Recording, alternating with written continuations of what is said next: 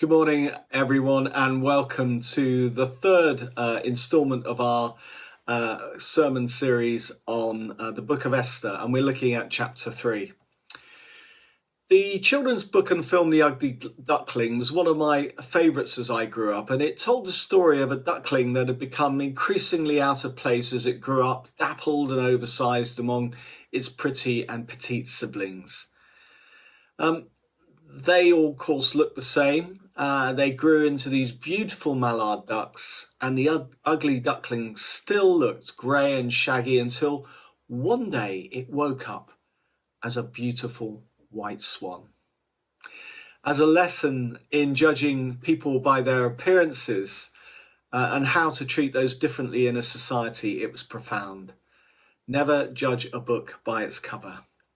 And this chapter 3 of the book of Esther highlights how society and culture can pigeonhole minorities and subject them to the most appalling treatment, in this case even genocide. And this is another example where the Jewish people have been subjected in their history to the most appalling of crimes, not for the first time, and unfortunately I suspect not for the last. Hence the title of this week's talk, Encountering Opposition as God's People. Chapter 3 starts with that classic letdown when somebody else takes the credit for your idea or achievement. Has that ever happened to you? You're in a meeting when at the beginning you suggest this great idea that you've had, and then by the end of the meeting the person chairing it gives the credit to somebody else. Now, as Christians, of course, we're not supposed to get annoyed by that sort of thing. But it's so maddening, isn't it, when it happens? And in chapter 2, it ends with Mordecai saving the life of King Xerxes. And yet chapter 3 begins with Xerxes honouring a different official, Haman. In one of the commentaries I read, it said that this represented an ironic contrast between the unrewarded merit of Mordecai and the unmerited reward of Haman. I couldn't have put it better myself. The good thing is that God works for the good of those who love him and who have been called according to his purpose, as we know from St. Paul. And at the end of chapter 2, Mordecai's good deed is in fact recorded in the book of Annals in the presence of the king. So we need to file that one away for future reference as we go through this book. Now, another fact is detailed for us to digest in the next few verses. Haman is son of Hammedatha, the Agagite. Now, this takes us back to Mordecai's origin, set out in chapter 2, which tells us that he was born of the tribe of Benjamin, the same tribe as the first king of the Israelites, several hundred years before King Saul. And what, of course, was King Saul famous for? Well, one of the many things was acting on the Lord's instructions, not very well, in fact, as it turned out, to wipe out the tribe of the Amalekites, who had vindictively attacked the Israelites, escaping from another genocide, the Exodus from Egypt. God's memory is long, and for this reason, the scripture says, the Lord will be at war against the Amalekites from generation to generation. The king of the Amalekites at the time of Saul was Agag, a forebear of Haman. So there is clearly bad blood between these two characters, Mordecai, descendant of King Saul, and Haman, descendant of King Agag. In the Near East, this is a big thing. The culture of the tribe and the leader, who is the strong man and who is the strongest man, is huge.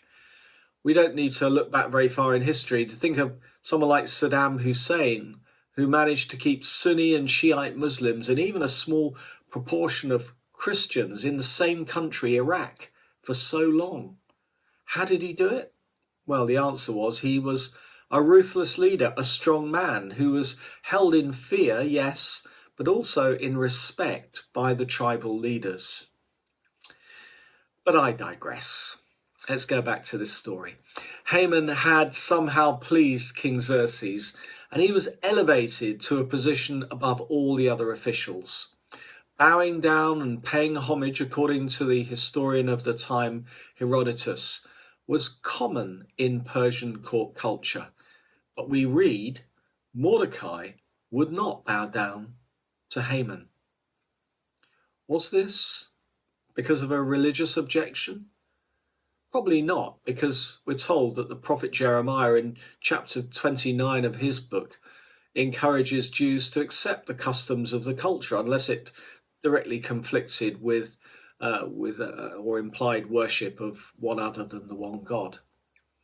It probably reflected the enmity between the Benjamite and the Agagite, these two tribes. It is interesting that Mordecai will not do what he is telling Esther to do, which is to blend in with the culture.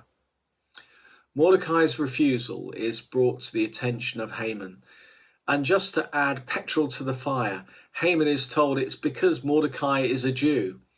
And Mordecai's refusal to bow down gave Haman the ideal excuse to show his long-held hatred of the Jewish people by drafting a decree to destroy them across the whole empire. Remember, Xerxes' kingdom spread from the Nile in the west to India in the east. So all the Jewish diaspora and the remnant left in Judah and Israel would have been annihilated by this decree. Now, as I've already said, humanity is very tribal. You don't need to travel the world to discover that. You just need to go to a football match, local football match between two rivals, Southampton and Portsmouth, or Rangers and Celtic, or a cricket match between India or Pakistan. Often there's a religious undertone or physical differences. I remember when I travelled in South Sudan, there was one tribe called the Dinka tribe who were over 6'5", nearly 7 foot, these people, and the Bari tribe where I was staying, who were about my size, about 5 foot, 5'8", 5'9", and there was an enormous rivalry between these two tribes. So often jealousy has much to do with it. We talked at Life Group last week about why the Jews were often singled out in society. One of our group Googled the number of Nobel Prize winners, discovering there were 900 Nobel Prize winners, of which 20% were Jewish. Compare that to the number of Jewish people in the world, around 0.2%. That's 100 times brighter and more creative than the average. And with that, of course, comes prominence, fame, and affluence. Culturally too, the Jewish people stick out with their customs and traditions, their dress and their rituals. There's a lot to caricature, a lot to envy, and that's without a believer's conviction that the Jews are God's chosen people. So then in verse 7, we are given some date information. In the 12th year of King Xerxes, in the month of Nisan, the first month. And this is significant for two reasons. It dates the fact that Haman had bided his time for about 5 years since his appointment in hatching his plot. This was no knee-jerk reaction.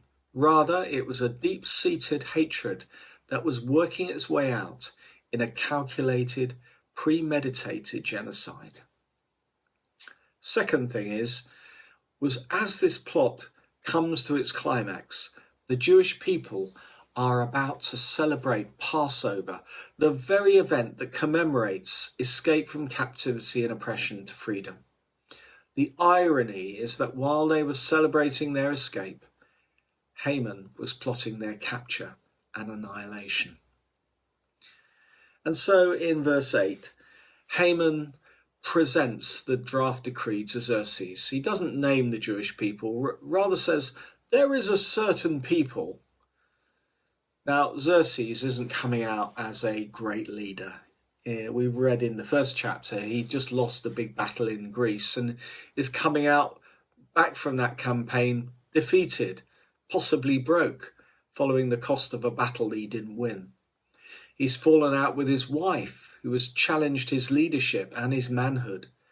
He's almost been assassinated, and now he gives his royal signet ring To a vain official, he is over-promoted, and he isn't even challenging who certain people are. He's coming across as a weak leader who loves to party and have fun, and is living off the success of his predecessors, people like Darius. And with royal abandon, he says to Haman, "Do with the people as you please." Now, Haman must be so delighted. He has drafted a most cruel and wicked order to destroy, kill, and annihilate all the Jews, young and old, women and children, on a single day in about a year's time. And I expect in the meantime, people would have been, by the officials in those provinces, herded into ghettos similar to the ones in places like Warsaw before World War II. Imagine the anguish and the bewilderment of the Jewish people in those provinces.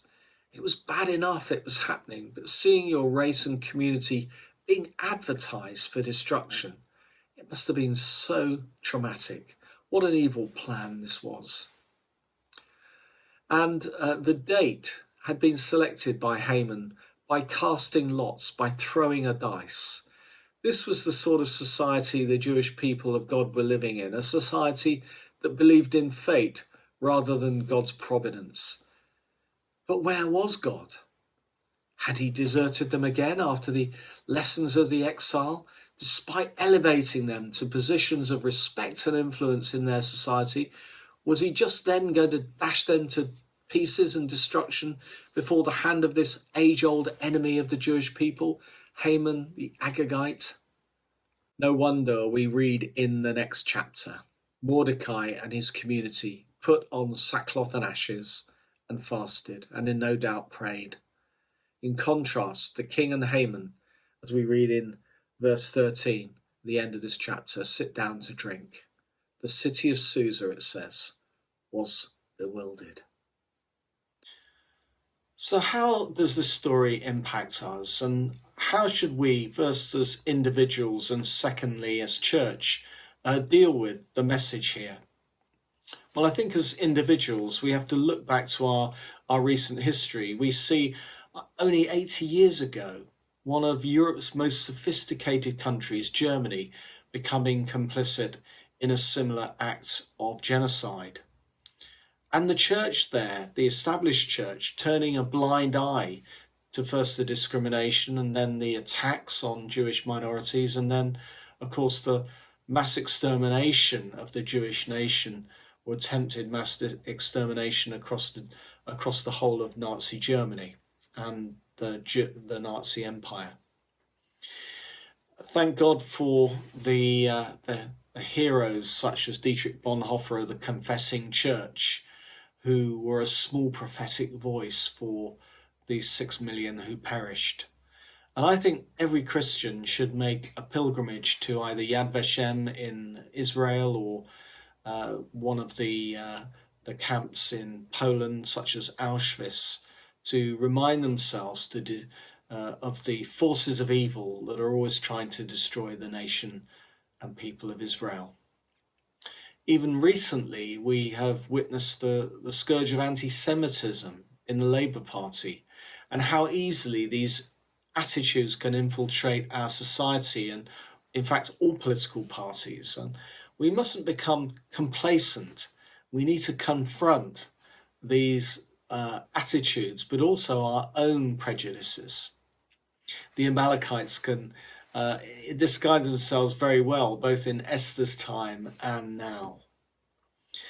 Now, this world will emerge economically weaker from this pandemic, with the poor paying the highest price, and some will have grown richer, and I suspect the gap between rich and poor will have widened. And this is a fertile field, of course, for division, nationalism, isolationism, and the need to scapegoat minorities and nations. And as the Church of God, we have to be prepared to confess our own sin of turning the blind eye when we see injustice, but also to use our guile when stronger nations are using weaker nations as pawns in power games. We will need to work for peace, cooperation, unity, generosity, and help for the weakest in our society across all peoples and nations, those who are our neighbours in this global village that we call the world. In this dark time, even the weakest among us can pray, and if possible, fast, as we call upon God to help us to be ready to serve our neighbours as we emerge from this awful time in the history of the world.